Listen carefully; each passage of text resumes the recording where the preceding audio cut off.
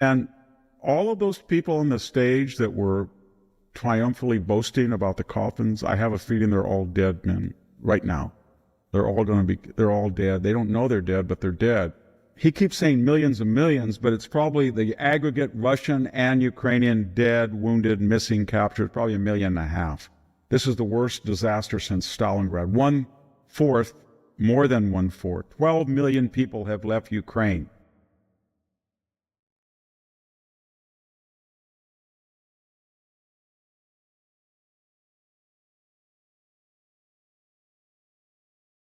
Hello, ladies. Hello, gentlemen. This is the Victor Davis Hanson Show. I am Jack Fowler, the host. You are here to listen to the star and namesake, Victor Davis Hanson, who is the Martin and Ely Anderson Senior Fellow at the Hoover Institution and the Wayne and Marsha Busky Distinguished Fellow in History at Hillsdale College. We are recording on Sunday, the 23rd of February, and this particular episode will be up on Tuesday, the 25th. Victor is back in beautiful Selma, California. Should I give away the name of the town, Victor? I don't know. It's just going to make more people I show never up. had allergies my whole life, and after I got that long COVID, I got really bad. So I'm in the nut allergies now, and I'm in bee allergies, and there's 1 million bees 10 yards away in the blooming, beautiful orchard. And I go places I don't want to go, and all of a sudden, within 24 hours, I feel like I'm 40 again. I come back here, I start aching, dizzy, and everything. Didn't a bee sting you a year or two ago? Yeah. I got to carry an EpiPen. I passed out, and when I woke up, it was, 75/45 heartbeat, and blood pressure and 180 heartbeat. And these Selma people, it was 2 very nice Hispanic women. Maybe there was a third one. They came out, and I was all covered with welts. And I said, I woke up, and my wife called them, and I said, I think I'm okay. And they gave me 1 EpiPen, and they said, it's not doing the trick. You got to get in the ambulance. And they gave me another one, and they gave me Singular, then they gave me steroids, and they gave me Benadryl, then they gave me Zyrtec. And I said, enough already. But whatever they did, my heart rate went down, and my blood pressure stabilized within 3 hours, and all my welts disappeared. And then I went to the allergist in a week, and he said, you're a number 10 on bee sting, and you got to have immunotherapy, Jack, where they inject you with bee therapy. And I said, how often of every 10 injections for the next 3 or 4 years does you have anaphylaxis? And they said, it's not bad, maybe 1 out of 10. So I said, well, if I do 40 or 50 a year, I'm going to have this for sure. Right. Yes, but you won't die if you get stung. I said, I'll take my chances. Wow, it sounds like you'd be St. Stephen with all these pokings at you, pinpricks. I know. Every time I used to love bees. I thought, poor bees, go out and work. In fact, when it was a shady day and they weren't pollinating the plums, I would throw rocks at the hive. I'd say, get out there and work, you lazy. And now I see them. I said, get back in there. Don't attack me. There's a theory a guy told me in the ER. I don't think that bees are attracted to people who have a discernible allergy, as if you give off a scent or something. I think that's an old wives' tale. Anyway, go ahead. Wow, that is big time old wives' tale. All right, Victor, what are we going to talk about today? We're going to talk about Joy Reid. Yeah. Joy Reid lost her premier extravaganza hit show. We can all tell that Victor is in mourning, and we'll get his tears when we come back after these important messages. We are back with the Victor Davis Hanson Show, again recording on Sunday, the 23rd. This episode up on Tuesday, the 25th. Who knows what might happen between these 2 days. The Pope may pass away. He's in critical condition, but we'll deal with that if and when it happens. So Victor, about Joy Reid, it was announced today her show has been canceled. And a side note, I think will be a new must-watch show for Victor. His headline is failed squad reps Corey Bush and Jamal Bowman launch new show on failed MSNBC host Maid Hassan's new media platform. So Wait. Jamal Bowman, the fire alarm guy? The fire alarm guy. The guy that was basically claiming that the Jewish community defeated him? He was basically, yeah. Well, I don't understand the logic of that. You're going to go from the frying pan into the fire. It doesn't make any sense. Joy Reid was very strange. I wrote a column about her once because she went on there with cornrows once, and she said, I'm going to be essentially, not quoting her verbatim, but eventually she said this, that I'm going to be a path-breaking Africana Americana, and I'm going to wear my indigenous, and I don't like basically blonde-haired women, culturally appropriated. It's sort of like, movie stars that have cornrows. And I thought, okay, that's a legitimate. And the next thing I know, I turned, when I was channel surfing, she's got blonde hair. She's dyed her hair blonde. I thought you don't believe in cultural appropriation. So white people cannot wear black hairstyles, but you can dye your hair like you're some Viking? Be symmetrical. Because she was, and then I realized that once in a month, I would just wanted to see what the left was saying. And I felt really bad. Her parents were immigrants. They were upper middle class. She was given every type of fairness and if not advantages. And then all she did for 6 or 7 years was she couldn't finish a show without saying white people, white people, white people, white people. And I thought, why are you doing? I think she's married to somebody who's white, isn't she? I think she is. I can't believe that she was so. And so I thought to myself, Joy, stop it.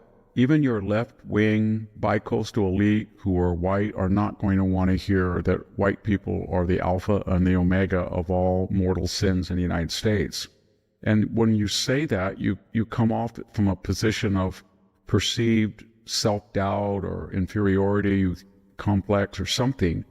Just talk about issues without being upset. She couldn't talk about anything but race is what I'm saying. And right, to put Bowman on there, who, he committed a felony and then he lied about it. And then he was anti-Israeli, anti-Semitic, so the Jewish community helped defeat him, and then he got mad and screamed. That was the rally. You remember when AOC did her rain dance? She got up on the thing and she started leaping around like I think that rally, jumping Jack Flash or something. Yeah, I don't think that was even in his district. It was in the Bronx, so he could play a tough guy South Bronx foul mouth thing, but was not even in his he kept district. Using all these bad words. And he's gone. And then Cori Bush, she's just as bad. I think wasn't she the one that had her husband was doing the security detail or something? She got in trouble. It doesn't matter what race you are. It doesn't matter what tribe you say you belong to. Once you are perceived to have exemption or advantage, whether it's DEI, affirmative action, or asymmetrical application of the laws, then that's not good. And that we know that from Jim Crow in the South, that poor white people or any white person who was charged with something and received either a lighter sentence or was exonerated, and a black man was not treated the same, it wasn't good for white people either, because they got a sense of entitlement. And then to take that asymmetrical, wrong, amoral system and flip it back, and I'm just basically quoting chapter and verse of the life work of Tom Sowell, that wealthy white people flipped this system over and put it on black people, and it wasn't going to be good because it didn't hold everybody accountable. She was never accountable to the ratings game. And she had a brief moment for about a year after George Floyd where she capitalized on that. And if she had been a disinterested person, she could have offered analysis and opinion, but she just got obsessed with race. Race. Yeah, I think her ratings were below 500,000. I think they were getting down. She lost half her audience, at least after the election. Yeah. Very few Americans' eyeballs on that network. Victor, her husband, by the way, I was checking that out. He's a black man, so he is. I'm sorry about that. I thought I was. I'm thinking of somebody else that was very. Well, I'm just sorry. He's her husband. Hey, let's stick with somebody else who talks about race, and that's Stacey Abrams. There's another prominent African American. I think Elie Mystel, the guy that's got the wacky hair. He's a Harvard Law graduate, and he's always talking about white people. I think his wife may be white. I don't know. It could be. Yeah, could be. I did not mention at the beginning of the show Victor's website, The Blade of Perseus, victorhanson.com. I'll talk about that as we head to the home stretch today. Victor, Stacey Abrams, I guess what we're talking about, people that have made a living on kvetching about race and a living on race. She has Doge issues with, she's a woman that was underwater economically, financially, personally, I think in 2018.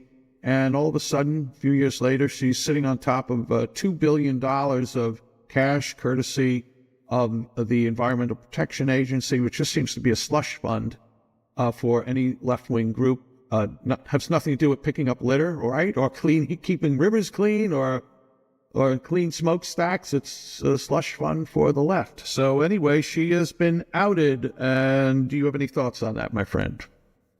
Well, I never understood her popularity because in I think it was 2018, I'm doing this from memory, but she ran for governor. She lost by 50,000 votes. Immediately, she became an election denialist. She toured the country for a year, raising a lot of money for herself. I think she didn't declare bankruptcy, but she had all this credit card debt and financial problems. And then she wrote these pathetic, risque novels about sex and stuff that didn't go very well.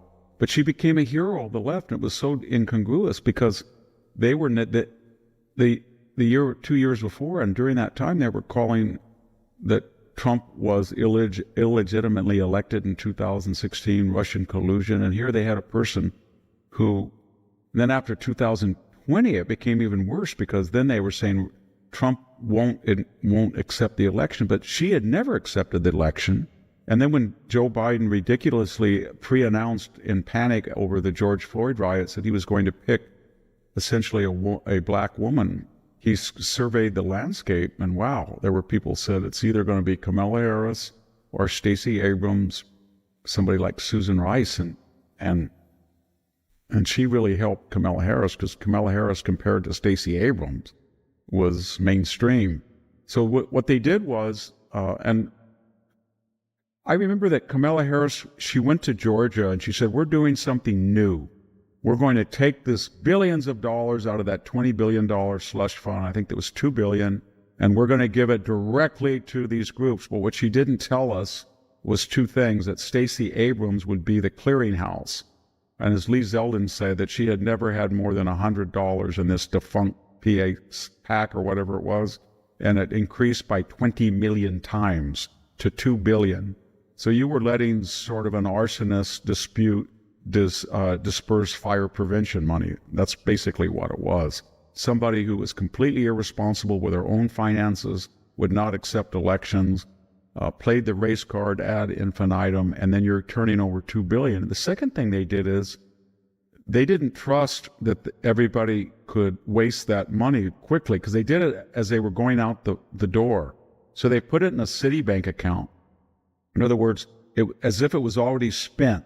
So they took it out of the EPA because they didn't want it to sit there and then to have to disperse it because they thought they couldn't blow through $2 billion in time before Trump came in. So then they just took it all out and put it in a city, and that's what Lee Zeldin is doing now. He's suing to get that money back if there is any left. So, when they all talk about Elon, why don't they just say stuff like that? Why doesn't the left just say, look at this wonderful program. We've got this sober and judicious Stacey Abrams, known for her physical sobriety, and she is overseeing $2 billion. And, the average person pays $20,000 in income tax. So she's representing the investment into the government each year of thousands of households and tens of thousands, hundreds of thousands. So why doesn't she just say, I'm very proud of what we're doing. Don't cut it. She's a wonderful steward of your money. But they never do that. They just scream and yell, constitutional crisis, and they never actually address the cut. Yeah.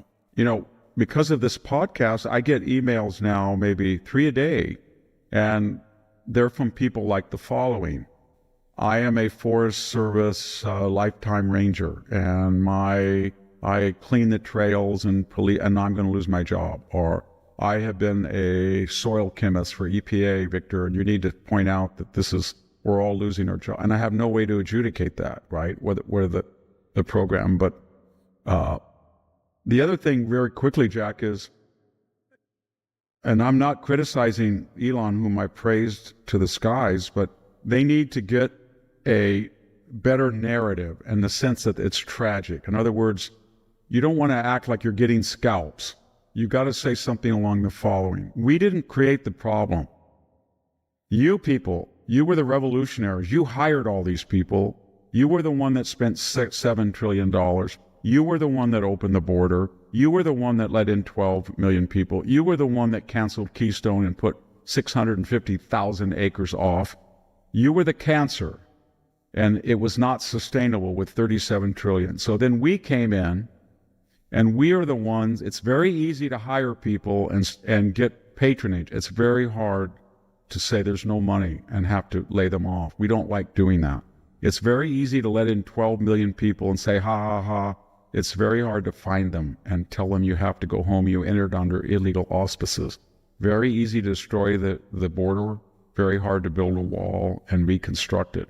Very easy with it. Just say, oh, we're not going to have ANWR. We're not going to have Keystone. It's very hard to get those projects resurrected. So my point is, we are the counter-revolutionaries, and we've had the most radical revolution in our history. And it's not easy to undo what Joe Biden did and earlier Obama. And we're not bragging about putting people out of work. We feel bad, but we feel worse for the taxpayers who are strapped and have to give money to an irresponsible federal government. And they have to have more. They're starting to do that. They had a wonderful press conference. I looked at it on YouTube, Jack, with Caroline Levitt she brought out Kevin Hassert, who's wonderful, and then they had Steve Miller, who's got a photographic memory, and then they had Waltz, it's national security, and each one explained what they had done in 1 month.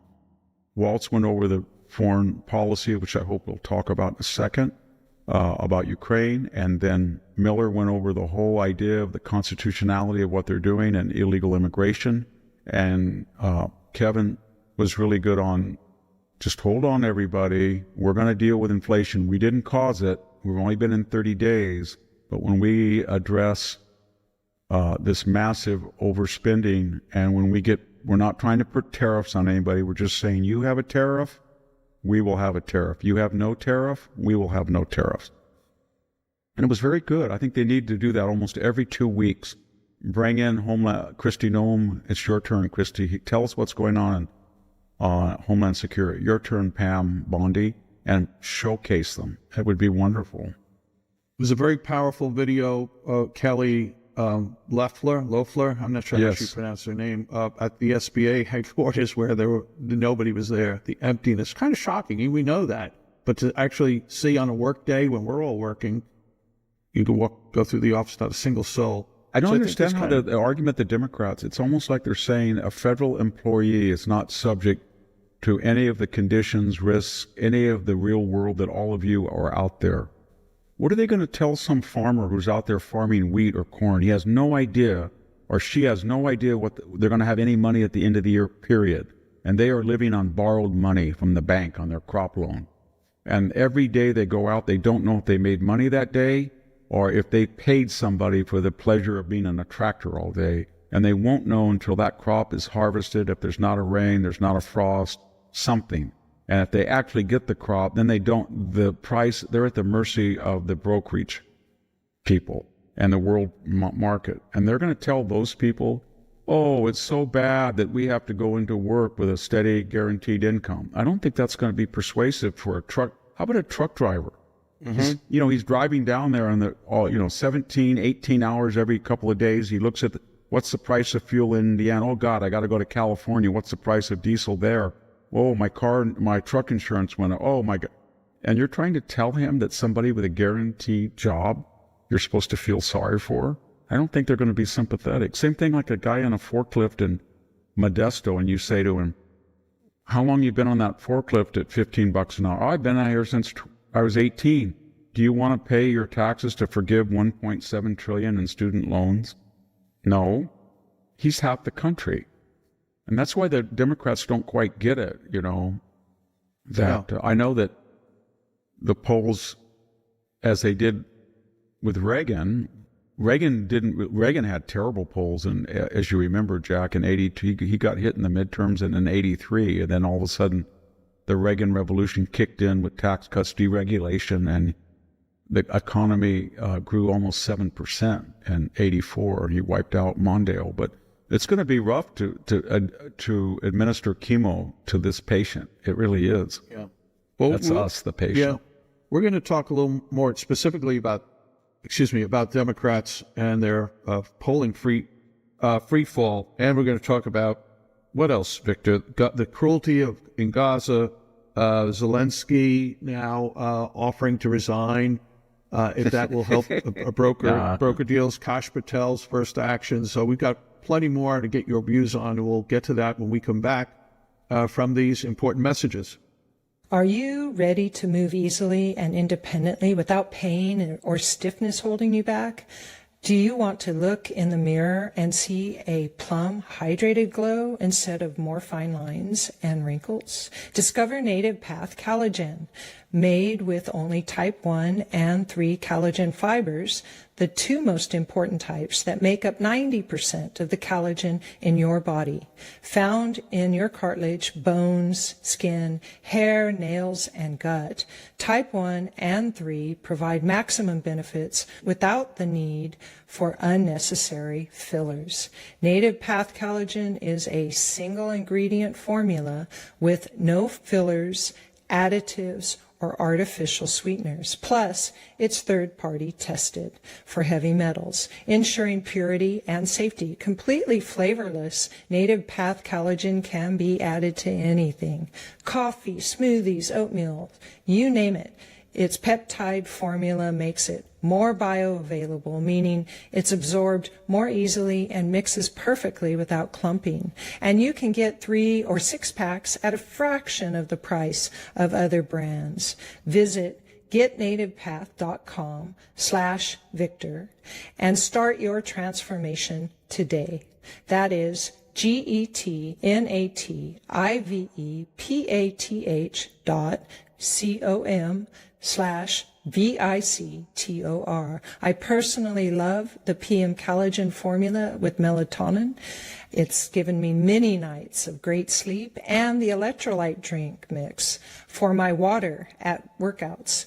They are my friends, and I'm sure they will be yours. We're back with the Victor Davis Hanson Show, recording on Sunday, the 23rd of February. This episode is up on the 25th. Victor is back in the saddle in California. He was down in Florida for a few days. How'd everything go there, Victor? Quickly, you didn't have any airline issues? No dogs sitting next to you on the plane licking you or anything like that? No, people were very friendly. I flew in. It was a kind of a storm, and the pilot was wonderful. He went right through the storm. We landed, and then a dense fog ensued in Dallas, and we took right off. I arrived right on time. I had a connection, and then it was kind of cloudy and cold in Naples, and I had to go to a Bradley Foundation meeting for 2 days, and then I took a car and went to Palm Beach. It was very cold and windy, got a little warmer, and then I went to Scott Atlas's Liberty Institute. It's a new institute that Scott has founded, mostly geared toward young people, young professionals, to see if they can create each year advocates for free speech and free expression all across business, healthcare, everything. So I gave that speech, had a nice, I sat at the table with the First Lady of Florida, who was just very... Yeah, what do you think of her? She gave a talk right before mine. She's brilliant. She's a very effective speaker. She's beautiful. She's competent. That's a scary pair, the two of them, Ron DeSantis and his wife. Because survived cancer also. Yes, she survived cancer. And then Laura was there, Laura Ingraham. And I talked to Laura, and I owe a great debt to Laura because I had been informally, to tell you the truth, exiled from my rare occasions appearances on Fox. And then Laura Ingraham brought me back in 2017, I think. So I owe her a debt of gratitude. And we talked, I had a little conversation. We were both a little worried. I don't know if she's going to bring it up Monday, but that there can't be a triumphalist message that we're doing all this. It's like, you people put us in this position, so there's going to be some rough medicine that's being administered. We don't like to do it, but you made us do it because this was not sustainable, especially on the economy. We didn't create the hyperinflation. You did. We didn't create these huge deficits in the same degree that you did. And so I think we were kind of on the same page on that. Okay, well, let's get into some foreign matters. Let's start off with Gaza, Victor, and it's just absolute depravity. These twisted celebrations of the murdered babies and their mom. A little clip here from the Daily Mail. Israeli Prime Minister Benjamin Netanyahu has vowed revenge on Hamas after it was discovered that the body in a coffin bearing Shiri Bibas's name and photo was an unidentified woman, not the kidnapped mother of the two. On Thursday, Hamas was supposed to deliver the bodies of Shiri, Ariel and Kfir Bibas, and Oded Lifshitz. However, during the identification process, Israel discovered that the body inside Shiri's coffin was not hers. These Hamas monsters also cynically refused to bring back the boy's mother, Shiri, and sent the body of a Gazan woman instead in brazen violation of the agreement, Netanyahu said in a statement on Friday. But Victor, that weirdo, sick, twisted gameplay, plus the celebrations in the streets of the, your average Gazan citizen. Well, what was interesting about this is the left wants to create this narrative that there was this small clique of Hamas radicals that, yes, they did get elected, but they canceled all the elections, and they're not representative of the Palestinians of Gaza. And when you gave them evidence that on October 7th, when it was announced, these hostages, Jack, were not taken by Hamas terrorists. They were taken by civilians and sold. I mean, there was a bounty on Israelis. You saw the picture when the bulldozer knocked down the fence. It was a free-for-all. Once the word got out, you can rape, you can kill, you can torture, you can steal. Right across there, look at that beautiful kibbutz, all these affluent Israelis, just go to it. They had hundreds of people who swarmed, and when you saw the bodies that they came back with, or the people they were torturing, it was the Gazans. And then when they started releasing the first prisoners, they had Hamas people protecting the prisoners from the civilians. They wanted to kill them. So, and this whole idea that we didn't, I'm in a mosque, I'm in a hospital, I'm in a school. I didn't know there was a Hamas headquarters beneath me. Of course they knew. They were part of the thing. So my point is, and then they did the autopsies on the two young children who came back battered, and it was very clear to them, you can't fool an Israeli pathologist and coroner, and what they found was that the children had been strangled to death, and then their bodies had been beaten up to make it look as if they were hit by falling concrete or something. So they killed little children. And as I said, even the Grand Mufti, that's pretty hard for him to get shocked by anybody, and the UN criticized it. But here's the point. Their whole currency that protects them is the international left.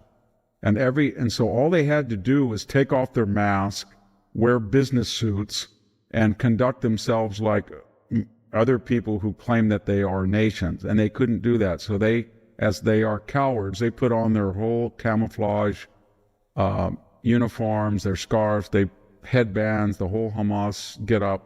They were anonymous. You couldn't identify them. And then they started triumphantly bragging and boasting over coffins.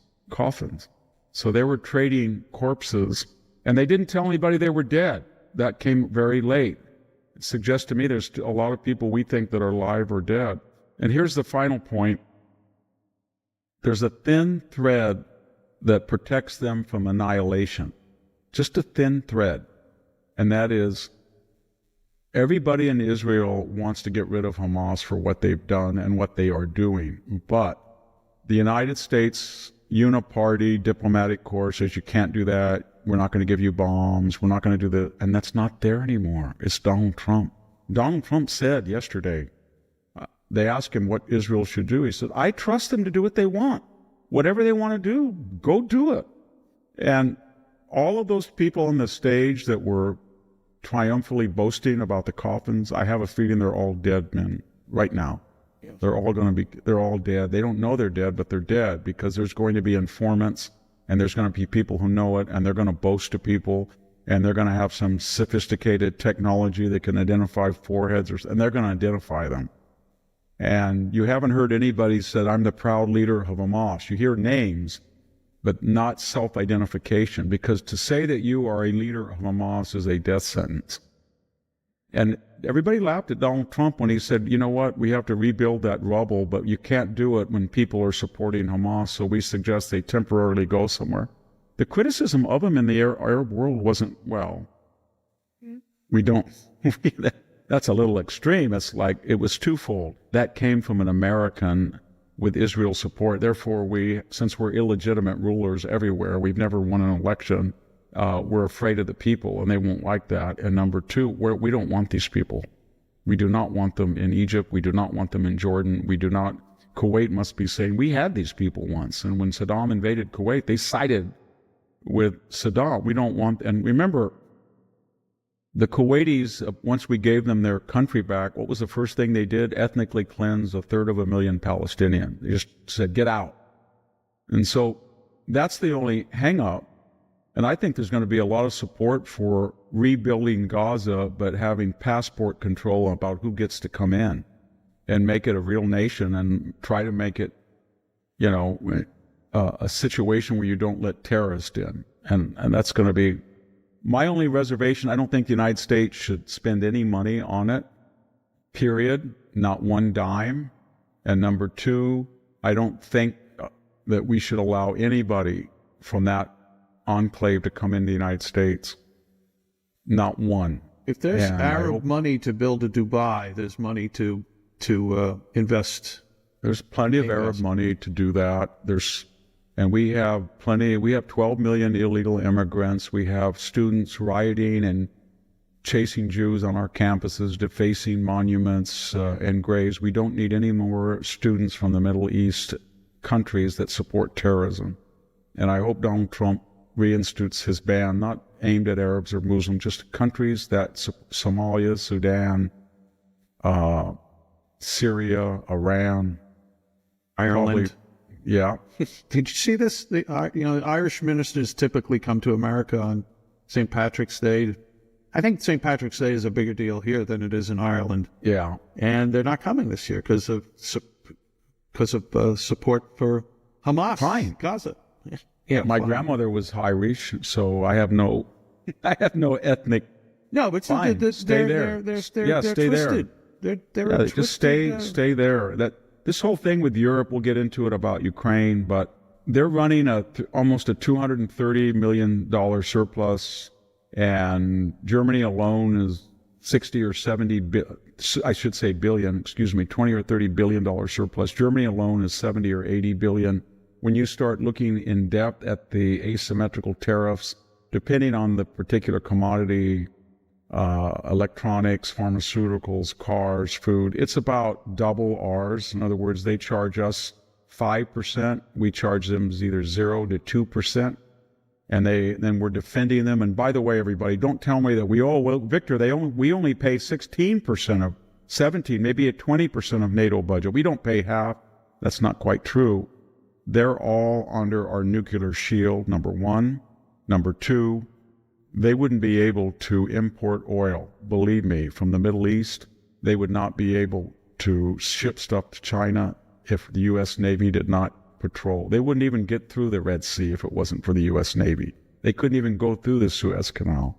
So we underwrite all of that, and then they don't even follow the Western tradition of free expression, and they hate us.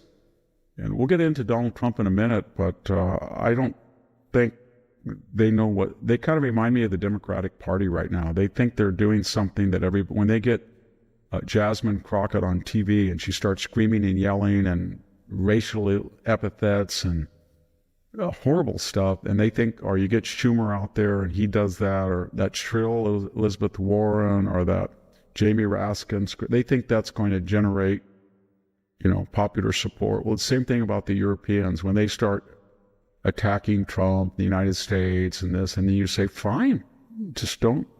Did you see the woman who's the leader of the ADF in Germany, whose name I don't know? I apologize. Yeah, she's but gay. She's adopting a very, I'm going to follow Trump's template if elected, etc. Well, there's an election coming up. We'll see. Yeah. I think the Christian Democrats and the socialists in Germany are doing all they can to get elected the AfD, because almost every day there is an illegal alien who goes and runs over someone or knifes someone or kills someone. And this was the Angela Merkel, yes, we can do this program. Remember that? Yes, we can do it. Yeah, you did it all right, Angela. She was the worst chancellor in the history of Germany except for Hitler. She really was. She destroyed that country.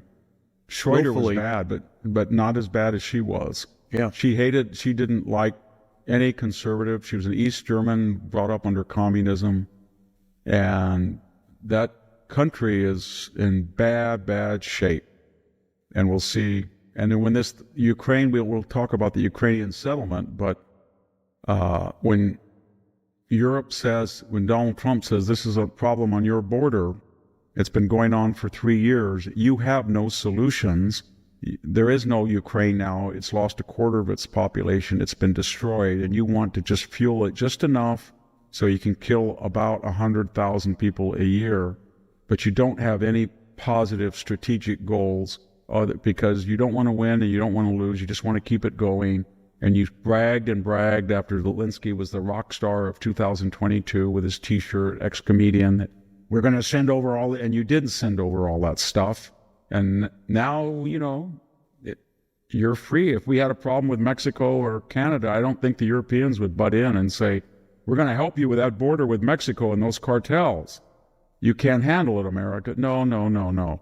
It's right in your backyard, and we have tried to help for 3 years, and we're nowhere.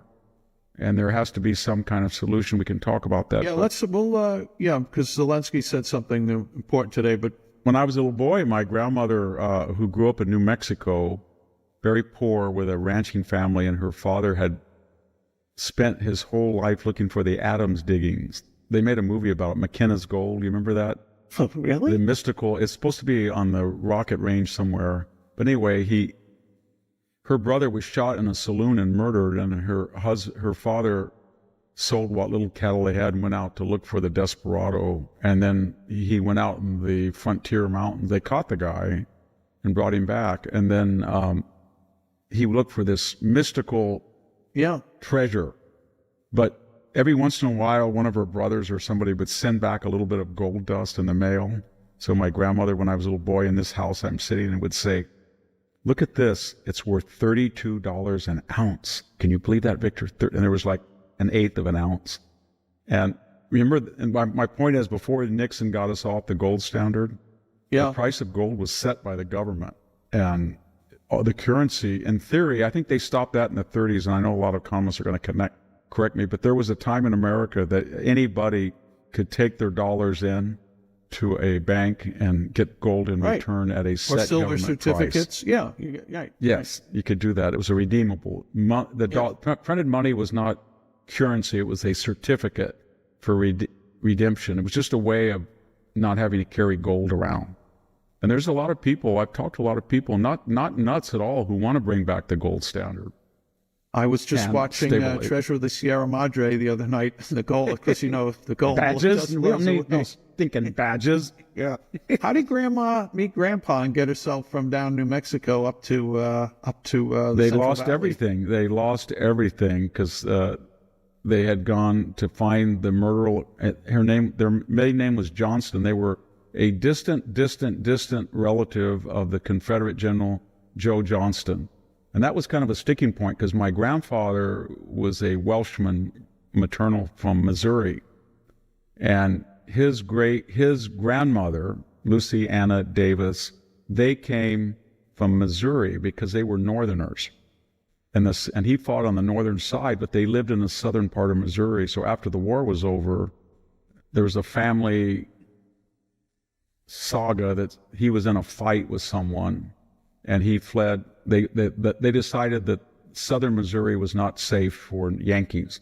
So they fled to California in 1870. They came out on the railroad, and then they looked around here and they found an artesian pond, and you could buy land within, I think it was 2 miles of the Southern Pacific Railroad, which we're still 2 miles from for $4. The government gave it to the railroad, for development. And I had the certificate. They bought it for $4 an acre, and they were given 20 years to improve it. And then the railroad would come back and examine. That was what caused the great riots about 8 miles from me. The massacre that was written about in The Octopus. When did that happen? That happened, the Muscle Slough tragedy, it's called. That happened in the early I think it was either 1888 or 89. And it's about 8 miles. There's a monument, and the railroad came in and basically told people who'd bought land that they didn't improve it. And they said, we did improve it, and they did, but we couldn't improve it as much as you would like because you kept raising railroad cargo fees because it was a monopoly, and there was no way to get their grain or fruit. And so the railroad tried to take it, and they had a shootout, and they became folk heroes. It was in that period that earlier that we were I think one of the first families here. And they bought the land, and then she had 3 sons, my great-grandfathers, my great-uncles, Orrin, Schuyler, and Cyrus. What names? He was named after Cyrus McCormick, and the inventor of the threshing machine. Yeah. And anyway, he stayed here, and then he had his son was my grandfather, who was born here in 1890, Rhys Davis. They were all Welsh. And he had they were very poor, they dried apricots, and this family had moved in from New Mexico in about 1905 or 1906. My grandfather was about 15 or 16, and he met this young girl who had a family of 11 children. They were dirt poor, and they waited till they were 21, and they got married. And then the next thing he knew, he told me, his mother died of breast cancer, and his father kind of went crazy when that happened. So at 21, they had no money, and he had a brother and a sister. Anyway, he bought 120 acres. He had a mortgage his entire life. And then he married my grandmother, and their whole family moved in with him. He had to take care of the clan? Wow. Yeah, they had a barn here. It's made out of eucalyptus poles, so they had all. Well, anyway, then my grandmother was very different. Her family had come from the South. They lived in New Mexico, but they were from Alabama. And my grandfather was a very strong and Union person. And anyway, my grandmother had kind of still, when I knew her, a slight Southern accent. And there was always a little tension there. And my parents, of course, were very strong Democrat, but they were very strong Unionist. And my grandmother wasn't, she didn't refight the Civil War, but her family were cowboys. And her brother, when they moved here, he was 12 years old. And what little cattle and horses, he was 12. Or maybe he was 13. He drove them from New Mexico, Magdalena, New Mexico, all the way over here himself. Can you imagine that? 13, over 1,000 miles. A parent would get arrested if their 12-year-old was out walking on a sidewalk nowadays. I knew him very well. He was born in 1900. He came much later. He was selling off their bankrupt little cattle ranch. And he came, and they didn't have money to she came on the train, and then they went broke when they got here. They bought a house. They all went broke. The weird thing about it is that family was all very successful. The guy that I told you who moved here became very, very successful. He was deaf too. And he figured out the most brilliant for a person who was completely broke.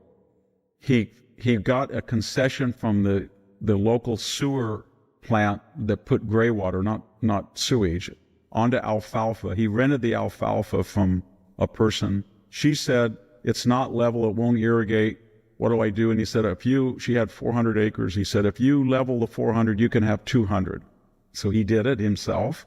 And then he got the gray water. He said, I will charge you a nominal fee to put the gray water on my 200 level acres, and I'll grow alfalfa. In those days, you could do that.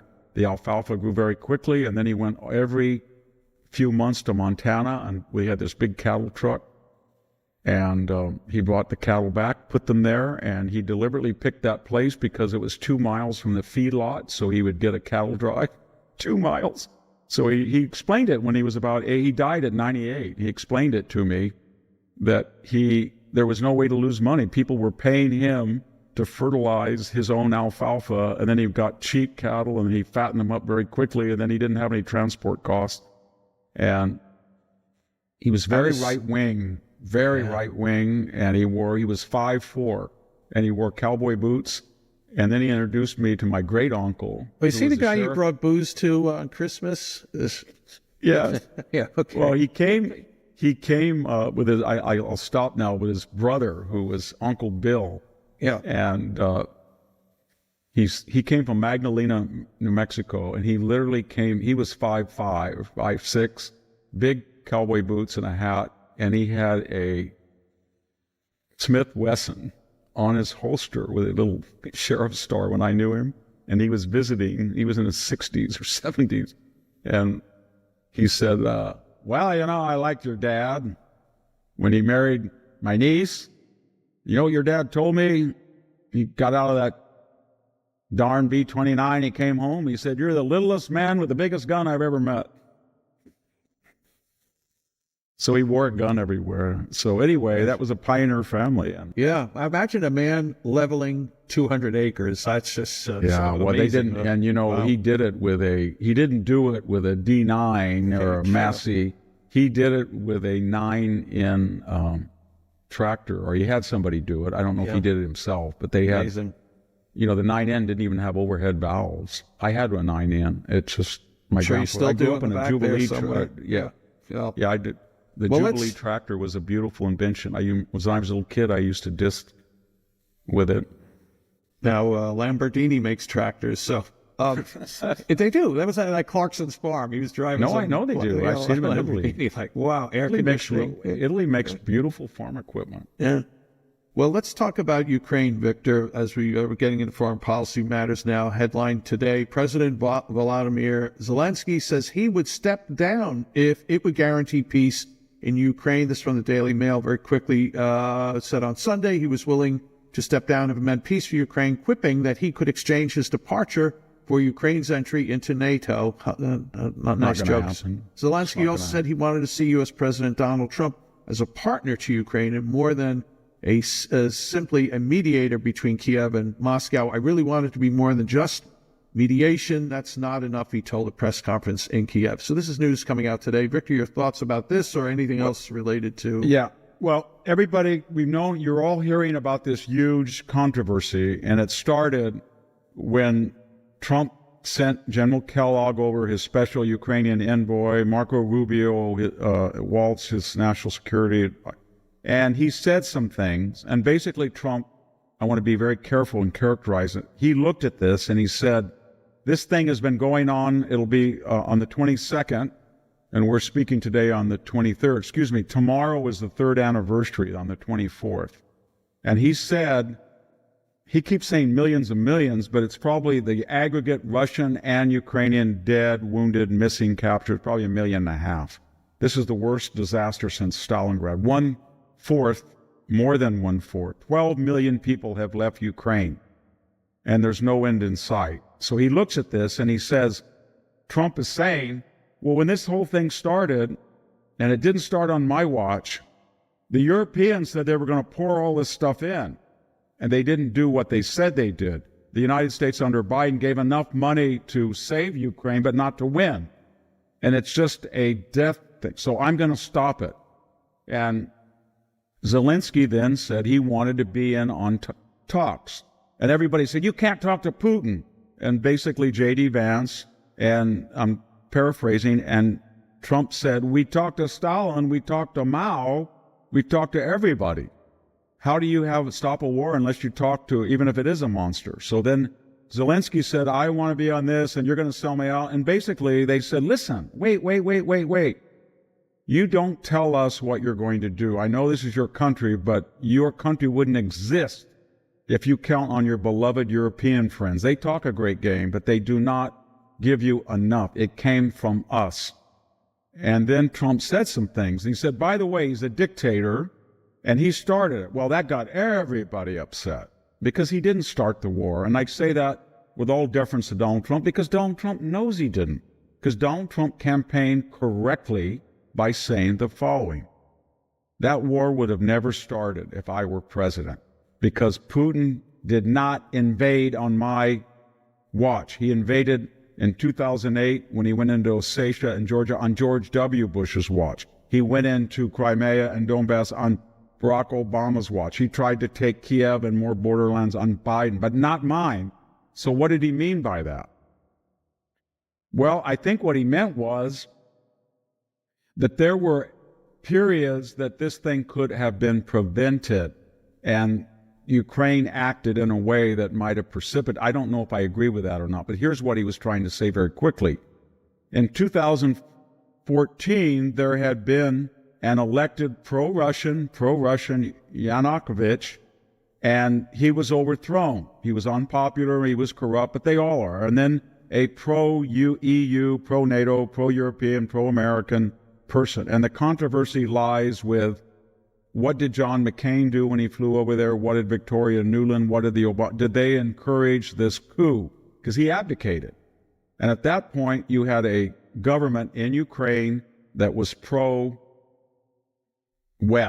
And Vladimir Putin warned that we lost Eastern Europe, but we're not going to put a former Soviet republic as a NATO EU power right on our frontier. And they didn't believe him. And then he looked at the Obama administration and he said, wow, they are appeasing me.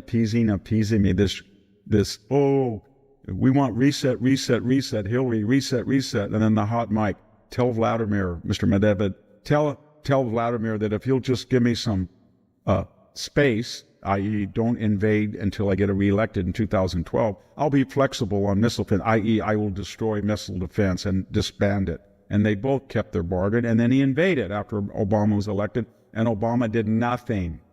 Okay, Trump is angry about that. So then, after they invaded on the 24th, and Trump, by the way, has said, you know what, I didn't mean that. I know that Russia invaded. He said that yesterday. But why did he call him a dictator? Well, everybody said, well, he hasn't held elections, but Churchill didn't for a decade, from 1935 to 45. And that's very disingenuous. 1945, they had an election after the European theater was over, but while the Japanese theater. And Churchill lost that election. But more importantly, in May, when he became Prime Minister of Britain, he brought in people he did not like. Right. It's a national government. Right. Yes. And he brought people in that he did like, and he brought people like Halifax, who was all over the place politically. And he brought loyalists like Anthony Eden in, he brought Bevan in, he brought all sorts of people. And the point I'm making is he had a wartime Israeli-type coalition government. And he censored the news that he thought was pro-German, but he did not hound his political opponents.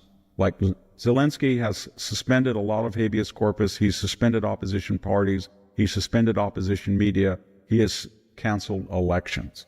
And I don't think he's a dictator like Putin, but he is a soft dictator. Okay, so that's got everybody angry. And then the left said that Donald Trump is pro-Russian because he lied and said that Russia didn't invade. Well, the other thing that he was very angry about is in March, this time 3 years ago, Zelensky's a hero because after 10 days or 12 days, that column we watched every day was blown apart and Kiev was saved. And he had a little T-shirt on. He was an ex-comedian. He was going all over the world. He was a rock star. And they said, the war is over. They lost. This man said, and it wasn't over. And then things started to happen. He kept making demands on the United States, and we thought Europe was going to shoulder it. Europe was not meeting their 2%, even though they'd been hectored. There were still 9 or 10 countries in NATO that would not invest 2% of their GDP. And then things started to get very weird. The Ukrainian ambassador in 2016 had written an op-ed during the election attacking Trump, candidate Trump. We all remember Alexander Vindman, the U.S. dual citizen. He was U.S. and Ukrainian citizen that was offered the Ministry of Defense. He broke the rules and disclosed a classified private call between Zelensky and Trump, magnified it, got Mr. Ciaramella, the person who never heard the call, cooked it up with Adam Schiff and impeached Trump. If that wasn't enough, in September, right at the height of the campaign, Pennsylvania is a swing state. Joe Biden, who has now abdicated for Kamala Harris, tries to get her elected by flying in on a C-17, Mr. Voldemar Zelensky. And where does he go? He goes to old Joe Biden's hangout in Scranton, Pennsylvania. And where does he go? He goes to a munitions plant. And with whom is he with? Josh Shapiro and the Democratic cadre. And what does he say? That these jobs are essential, i.e. be making shells. And the subtext is, if you vote for Trump, he'll cut off aid and you'll be out of a job. He was interfering in U.S. elections. So he had no goodwill from Trump. Take a pause, and then we had a recent controversy. I'll be very quick. And I was in a car, and the editors at Free Press asked me to comment on it. So I wrote I stayed up till 12:30 that night and wrote the first draft. But this was this past week.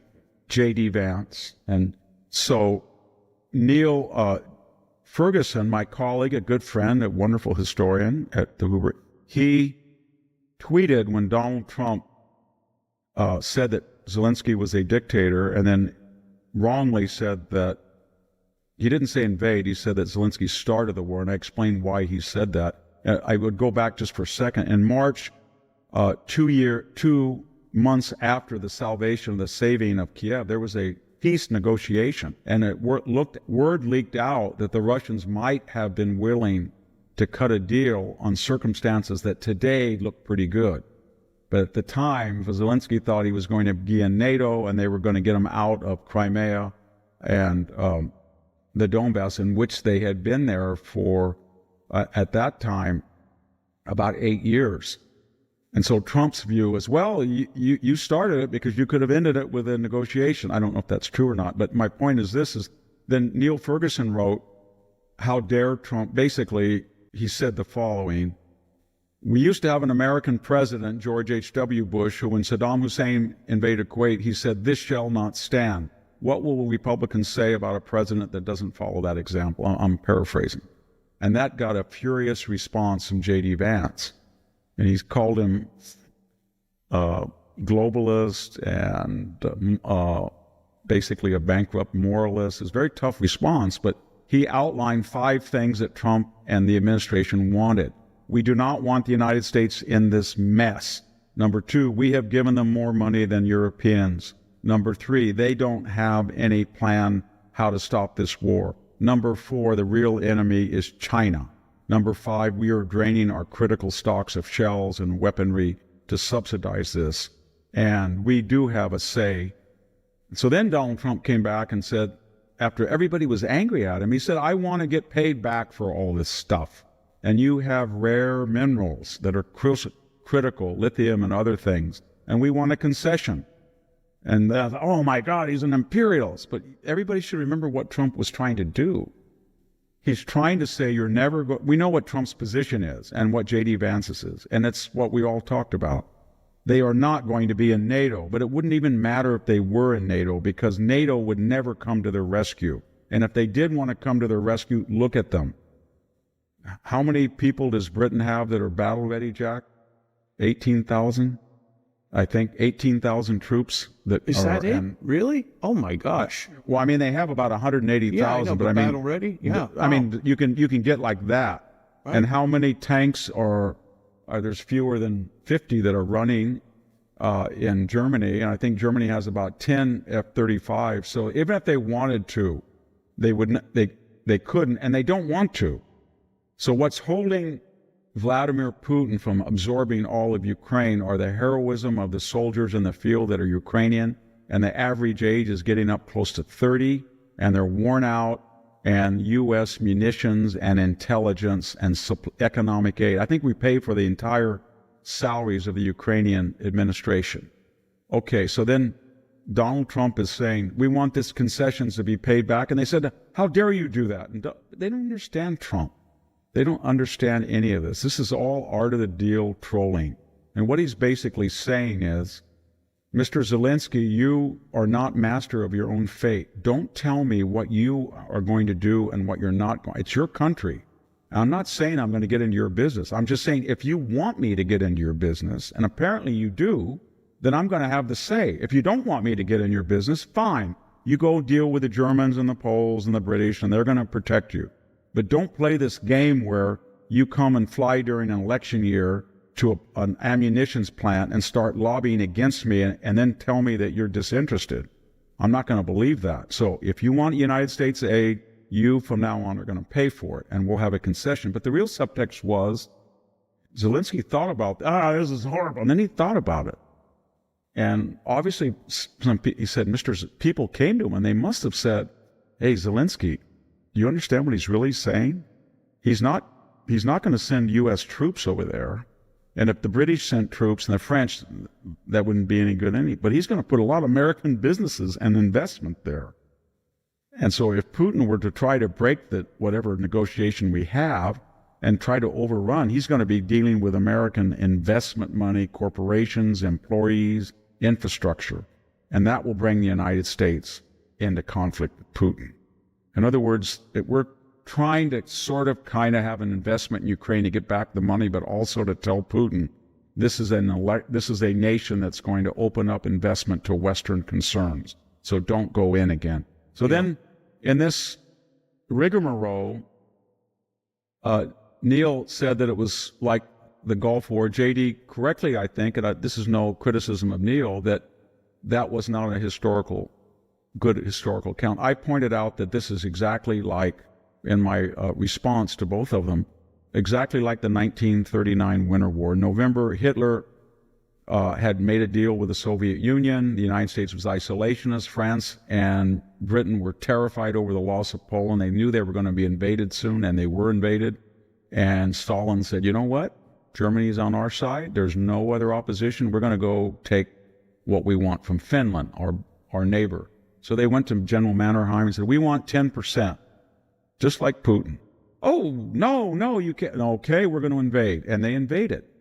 And that was the worst. Like Putin, at Kiev, they had no idea about the mettle of the Finns. They're some of the bravest, most courageous people in the world. And all of November, December, January, February, they killed, wounded, or captured 400,000 soldiers. The Finns were on skis. They had sharpshooters. They were dressed in white during the snow. They understood the terrain, the weather, and the Russians were just bled white. And then finally Stalin said, grind them down. They poured in artillery. They poured in tanks. They poured in another million people.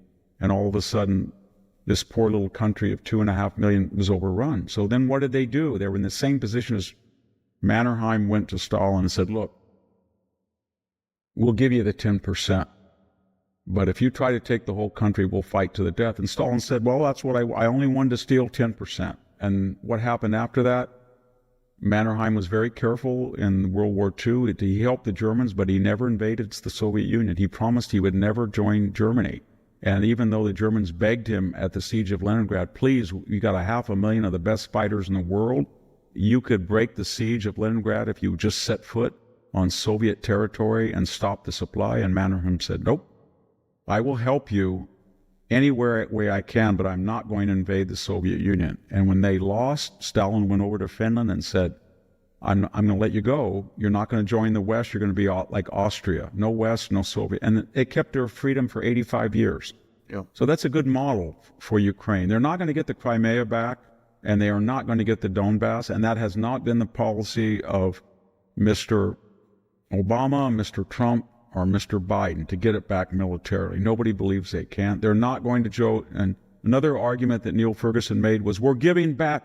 You're playing poker and you're giving away all of your leverage. You say you're not going to get back Donbass and you're not going to get Crimea and you're not going to put. Well, don't tell Putin that, because now you're giving away the No. If you're playing poker and you're bluffing and you're going like this, well, I've got a really good hand. They know you're bluffing. They know that Europe doesn't want them in NATO because they don't want to go have to rescue them by statute. We don't want them in NATO. Russia doesn't want them in NATO. And I don't think Ukraine wants them in NATO deep down inside.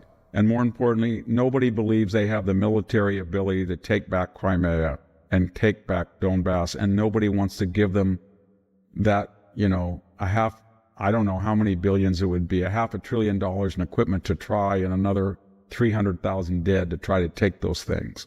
But, and here's what I think J.D. Vance and Neil Ferguson and Donald Trump would all agree on. They can cut a deal. They can go to Putin and say, okay, you get to go tell the Russians that you institutionalize the occupation, the theft of Crimea and Donbass. You can tell them that you caused dissension in NATO and you stopped Ukraine from being in NATO, and that was it's a disaster for Russia. And then you got the sanctions lifted, and Russia now is going to be part of the G7. It's going to go back to the normal, and then Ukraine can say we saved our country, and we pushed them back to where they were on February 24th, and that would mean that Putin would have to withdraw 30 or 40 miles, and they would make a South North Korea type DMZ, and that's the negotiation. And I think that Trump can, if he pulled that off, and to pull that off, he's saying some crazy things, but like everything he says, whether it's Gaza or Panama, I had a talk with some people this weekend, and somebody came up to me and said, I won't mention the person, but not a friend, and a couple people wrote me really nasty things. Oh, you're a Trump sellout, or you're an appeaser. Shame on you. You've ruined your reputation for suggesting there should be a negotiation. We need to give him a lot more. We can give him $1 trillion, all this crap. We should have American troops and all this stuff, stupid thing. We should put him on the nuclear. No. But the fact is, there can be a negotiated settlement that'll stop the killing, and Ukraine will have its country. It can get its refugees back. You'll get Western investment. And it's the best armed country in NATO right now other than us. And it's got the most experienced fighters, and Putin knows that. So all we have to do is have a DMZ, U.S. Western investment in Ukraine, get back its population, rebuild the country, and keep that army at the same size it is now and beef up NATO, and Putin will not go in again. And so that's Victor, what we're talking about. And Donald Trump, but just one last thing, Jack, is that they don't understand what he says. I don't know what the word is, trolling, but he wasn't going to invade Panama. But he did stop that awful agreement in which China was going to have a concession and has a lot of extra legal influence on our Panama Canal that we gave. And we had a treaty that no foreign power should usurp our primacy vis-a-vis the Panamanians. Their foreign nation's closest relationship has to be us. And they got out of that deal. He's not going to make Canada a 51st state. What he's angry about is they had an open border, and all of a sudden Trudeau is spending $1 billion and putting thousands of people to patrol the border. And more important, he's looking now like, uh-oh, they caught me with that $50 billion surplus and this asymmetrical tariffs. He wasn't going to attack Greenland or force Denmark, but he did want a concession that China and Russia are extracting key concessions in the Arctic Circle. Greenland is a North American territory. We've had a long history with it in World War II. It's a vital piece of real estate. The Danish have agreed now to give $1 billion in development for Greenland as colonial powers. And more importantly, the Danes are now says they're going to arm up to 3 or 4% of GDP. And that's all he wanted. That's all he wanted. So Panama, Canada, Ukraine, there's a pattern there. Yep. He tries to confuse, rattle, cause controversy, get people thinking. Same thing with the Gaza thing. And then once it all settles down, things happen. And I think there's a 50-50 chance that you'll get a negotiated settlement. Well, let me, Victor, tell people again that you wrote about this J.D. Vance, Neil Ferguson piece for the Free Press. You can check that out, and it's available, not behind a paywall. The title of the piece is Can Trump troll his way to a peace deal in Ukraine? So that's one thing.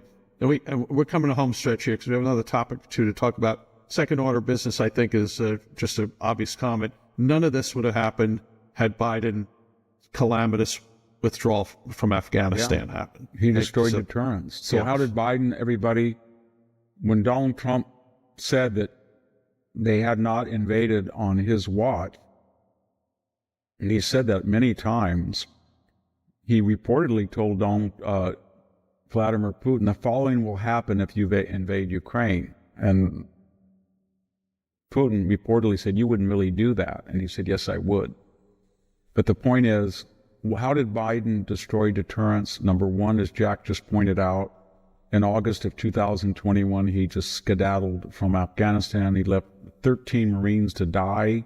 He left contractors there. He left $1 billion brand new embassy, a $300 million retrofitted Bagram Air Base, and I don't know how many. The military said, oh, it wasn't 50 billion, it was just 7 or 8 or 10 billion in equipment, but a military. But if you look at all the equipment, the vehicles, it was built much more than that.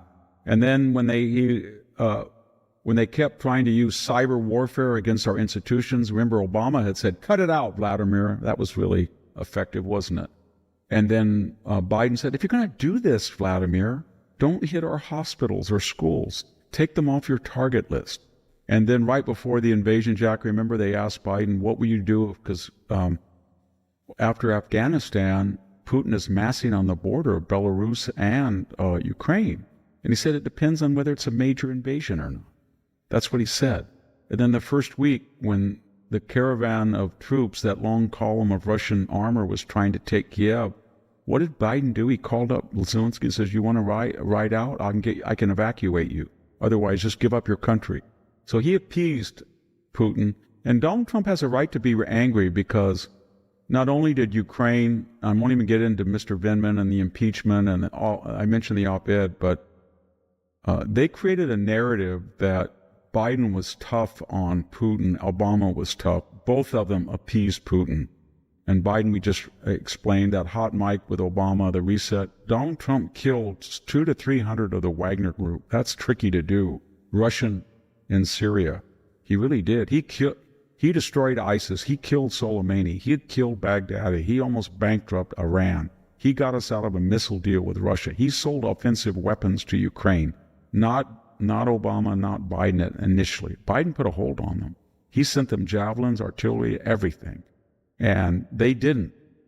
And so in his way of thinking is, I was the one that was tough on Putin. You guys appeased him, and yet your left-wing press makes me into a puppet and an asset of Putin, and yet everything you threw at me was a lie. Russian collusion was a lie. Russian disinformation laptop was a lie.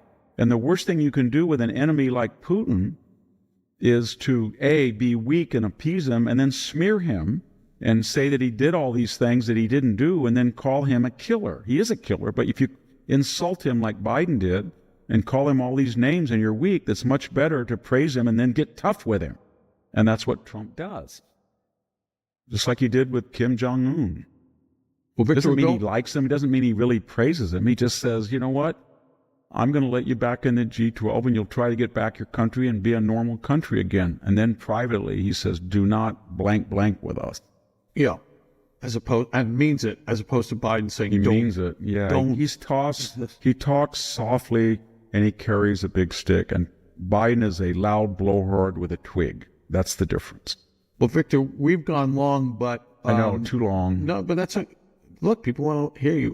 While you were talking, I was checking to see any news on the Pope, but news came out about the German elections, so we can maybe talk about that. And is a big day for conservatives in Germany, or we can talk about Kash Patel. We'll get to this when we come back from these final important messages. We are back with the Victor Davis Hanson Show. Quick reminder, to old listeners or loyal listeners, I should say, and news to new listeners. Victor's website, The Blade of Perseus, is located on the World Wide Webs at victorhanson.com. Please go there, check it out. You'll find links to everything Victor writes. You will find the archives of these podcasts, links to Victor's other appearances, and the things Victor does exclusively for The Blade of Perseus. 2 articles a week and a roughly 10-minute video every Friday That's, again, just for subscribers. It's $65 a year. That's discounted from $6.50 a month. If you're a fan of VDH, you should be on the Blade of Perseus. Victor, springing this on you, but here's the headline. Olaf Scholz, however he says his name, concedes defeat as Germany's Conservative Party storms country's election, with far-right AfD coming in close second. The exit polls, and this is, we're recording on Sunday the 23rd, the election's results are just coming in. Exit polls suggest the conservative CDU has topped today's ballot, securing 28.5% of the vote, while the AfD has taken 20%, which is the strongest showing for a quote-unquote far-right party in Germany's post-war effort. The governing center-left SPD has slumped to third place in what looks set to be a disastrous result for Chancellor Olaf Scholz's party, and the party already describing the result as a historic defeat. Victor, there's that, and thoughts on Kash Patel. We can maybe put one off if you want, but any quick thoughts on these German election results? I know I'm springing it on you. Very quickly, everybody knew this was going to happen because the center-left has ruined Germany. And by that I mean in every aspect. They dismantled their nuclear and coal plants. They pay 4 times more for electricity than we do. They suppressed free speech. 60 Minutes was trying to praise what they're doing, but they raid people's homes if you object to the orthodoxy in Germany. They let in 16% of the German population is foreign-born. They let in over 1 million illegal aliens from the Middle East. They get almost a terrorist incident. I shouldn't say incident, assault, killing, rape, daily. Rape, assault, and then killings often, mass killings. So they don't, and that's driving people crazy. They've deindustrialized, so their car companies, because of EV mandates coupled with the price of electricity, coupled with the United States is getting very angry at their asymmetrical tariffs. They haven't had no GDP growth to speak of for 2 years. This used to be the engine of Europe. So people are much poorer. They can't afford to keep warm in winter or cool in summer. They can't afford the price of gas. They're scared of immigrants that prey on them, and they're not allowed to object. And J.D. Vance comes over there and says, you've got a big problem for those reasons, but more importantly, you want us to be your partner and to subsidize your defense and to subsidize your economy by letting you have these asymmetrical tariffs and run up 80, 90, some years 70, 80, 90 billion. We're not going to do it anymore because you're not a free Western country. And they went nuts.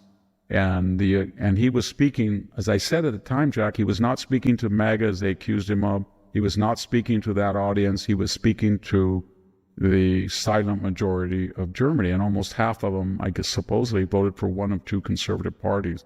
They say far right, far right, far right. I know that every party has extremists. There's probably some neo-Nazi, but that alternative for Germany is run by a lesbian woman who has a non-German born girlfriend, wife, or whatever. She doesn't fit the portrait of a far right. What they call far right is closed borders. You have to come legally. We're going to frack, and we're going to, we're going to develop our own natural resources, and we're going to have nuclear power, etc. And we're going to have free speech. That's far right in Germany. Well, we'll get more details on the election results as the week spills out, and then Victor and the great Sammy Wink may be talking about it when they record their 2 podcasts later this week. So, Victor, let's cross the finish line today with your thoughts on Kash Patel. I know you talked a little about that he was confirmed by the Senate, and surprisingly, Mitch McConnell cast a vote for him. But on his first day as head of the FBI, he ordered 1,500 FBI agents and staff out of the building, sending, I'm looking here from Red State, some 1,000 agents and staff will be reassigned to cities the Trump administration has designated higher crime locations where they can fight crime rather than engage in political shenanigans. Another 500 staff will be reassigned to Huntsville, Alabama, which is the D.C. equivalent of exile to Siberia. That's what this article says. And the other thing about Kash Patel we get your thoughts on, Victor, is he did respond to Elon Musk's Doge's order, or I guess their suggestions, because of their order, they have to be followed.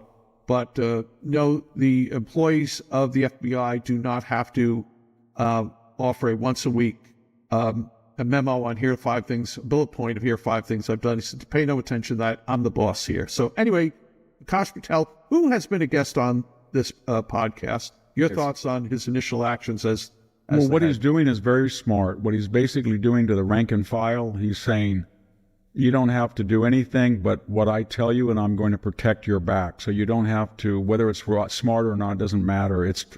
I think the Elon Musk and Donald Trump will allow him to tell the employees, you don't have to say what you're doing, because he wants to create a positive climate. And that's very hard to do when you've had a politicized FBI that puts informants on January 6th, or goes after parents at school boards, or goes after anti-abortion people, or takes a laptop and hides it for a year while its intelligence brotherhood lies to the country. I could go on, or is behind Russian collusion, or pays Christopher Steele money to interfere with an election. Well, that's what they were doing. James Comey, Andrew, and then, what Cash is saying is, we're not going to have a guy like Robert Mueller around anymore who says he doesn't know what the Steele dossier is under oath. We're not going to have a guy like Comey who feigns amnesia 245 times under oath. We're not going to have a guy like Andrew McCabe who lies under oath 4 times to federal exec. We're not going to have a guy like Christopher Wray that just won't answer a question. And so that's going to be good, but to do that, he has to get rid of dispersed people. And he's going through the ranks, and he's trying to find out who gave the order to go after parents at school board. Who were the people who carried out the Mar-a-Lago raid and dreamed that way out? By the way, there were 14,000 documents taken from Mar-a-Lago. We were told by the FBI they were classified.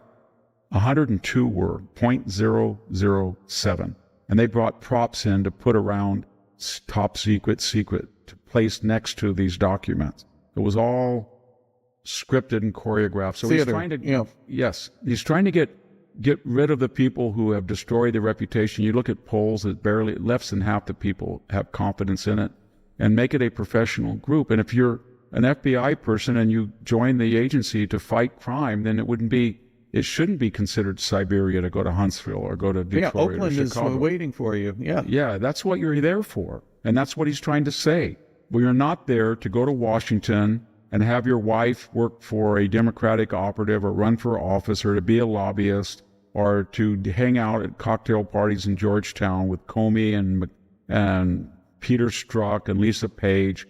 And just get back to that famous iconic quote when Peter Strzok says to Lisa Page, don't worry, Andy says that Trump will not be elected. Or that Peter Strzok says, I went to a Walmart and I could smell them when I got there. Yeah. Well, so that's the kind of people there are. When you have a subpoena for FBI listening devices, communication, and all of a sudden, I don't know where they are. They disappeared. Or when Kevin Kleinsmith gets a document and he has to forge it, and an FBI lawyer commits a felony, and then he gets a little slap on the wrist by his friends in the DOJ. That's what he's talking about. Yeah. Well, as you pointed out, Victor, this is restoration. It's not retribution. So no, it's a counter-revolution. It's not a revolution. It's trying to bring things back to normality and common sense where they were 10 or 15 years ago. That's all they're trying to do. And the left is screaming because they know what they've done and they're afraid of being exposed. Well, Victor, you've been terrific today as ever. I want to thank our listeners for listening and our sponsors. And we know that many of our listeners on various platforms take the means, time, and effort to rate the show. You can do that on Apple, 0 to 5 stars. Practically everyone gives Victor 5 stars, 4.9 plus rating. I know on Audible you can leave comments on Victor's website, comments on his articles and on these podcasts. I also get some emails, Victor. I want to share one because, as I've mentioned on every show, I write Civil Thoughts, which is a free weekly email newsletter. Comes out every Friday with 14 recommended readings of interesting articles, important articles I've come across the previous week. And If you want to get it, go to civilthoughts.com, sign up, and I got an email from Michael McMahon, who did that. He just wrote me, said, Jack, I want to thank you for Civil Thoughts, great reads. Of course, I started with Civil Thoughts through your co-hosting of the Victor Davis Hanson Show. The dialogue between you and Victor reminds me of the conversations my father, who was an English teacher, would have with the small minority fellow conservative teachers. Those were filled with so many teachable moments for me growing up in the 1970s. Those conversations shaped my conservative mindset that continues today. Wish you and VDH good health and happiness. It's a nice letter. Mike, again. Thank you. Thank you, Mike. And thanks everyone else, again, who takes time to write comments. We read them, even the ones that say Fowler shut up. I got a lot about Donald Trump saying that Ukraine started the war, but I don't think he meant that, and he's corrected that. Well, again, you've been terrific, Victor. We'll be back soon, ladies and gentlemen, with another episode of the Victor Davis Hanson Show. Bye-bye. Thank you, everybody.